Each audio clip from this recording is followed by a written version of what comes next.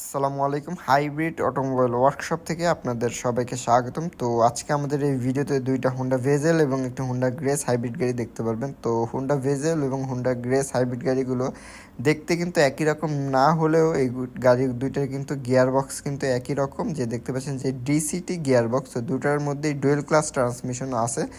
তো এই যে এই গাড়িটা মূলত আমরা সাসপেনশনের কাজ করতেছি হোন্ডা গ্রেস হাইব্রিড গাড়ি। তো হোন্ডা গ্রেস হাইব্রিড গাড়ি প্রচুর পরিমাণ আমাদের কাছে আসে ডিসিটি প্রবলেম নিয়ে, এবং সব ধরনের কাজই আমরা করে থাকি। তো এই গাড়িটা মূলত ডুয়েল ক্লাস ঠিক আছে, কিন্তু সাসপেনশনের কাজ করানোর জন্য আমাদের কাছে এসেছে। তো আমরা কিন্তু এই যে বারটি নামিয়েছি, সাসপেনশনের কাজ করে দেব।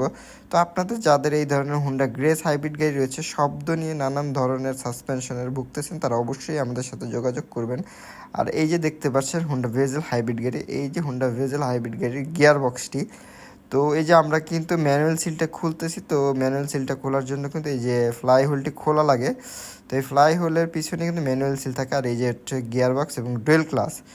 আর এই যে দেখতে পাচ্ছেন এটা হচ্ছে ফ্লাই হুইল, যেটার পিছনে ম্যানুয়াল সিল থাকে। তো এই ম্যানুয়াল সিল হচ্ছে কাজ হচ্ছে আপনার ইঞ্জিনের যে মোবিলটা থাকে, এই ম্যানুয়াল সিল লিক করলে মোবিলটা কিন্তু গিয়ার বক্সের ভিতরে চলে আসে এবং কিন্তু আপনার ডুয়েল ক্লাসের ভিতরে চলে যায়। তো যখন ডুয়েল ক্লাসের ভিতরে এই মোবিলটা চলে যায়, তখন কিন্তু ক্লাস প্লেটটা হিট হয়ে যায় এবং কিন্তু ভিজা হয়ে যায়। তখন কিন্তু ক্লাস প্লেট হিট হয়ে যায়, ডুয়েল ক্লাস হিট হয়ে যায় এবং গাড়িও প্রচুর পরিমাণ হিট হয়ে যায়।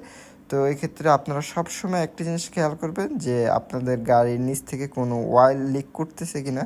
তো যদি লিক করে তো অবশ্যই আপনারা এই অয়েল সিলগুলো চেঞ্জ করবেন। তো এই যে দেখতে পাচ্ছেন আরেকটা হোন্ডা ভেজেল হাইব্রিড গাড়ি, যেটা একই প্রবলেম দেখতেই পাচ্ছেন। এই যে এটা মূলত আপনার ম্যানুয়াল সিলটা এই জায়গাটাই থাকে। তো এখন মোটামুটি এই ধরনের প্রবলেম এই গাড়িগুলোতে বেশি হয়।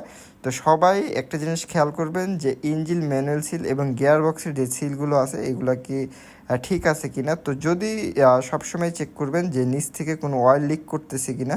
তো যাদের এই ধরনের প্রবলেম হয় তারা অবশ্যই আমাদের সাথে যোগাযোগ করতে পারেন, আমাদের নাম্বার দেওয়া থাকবে। আসসালামু আলাইকুম।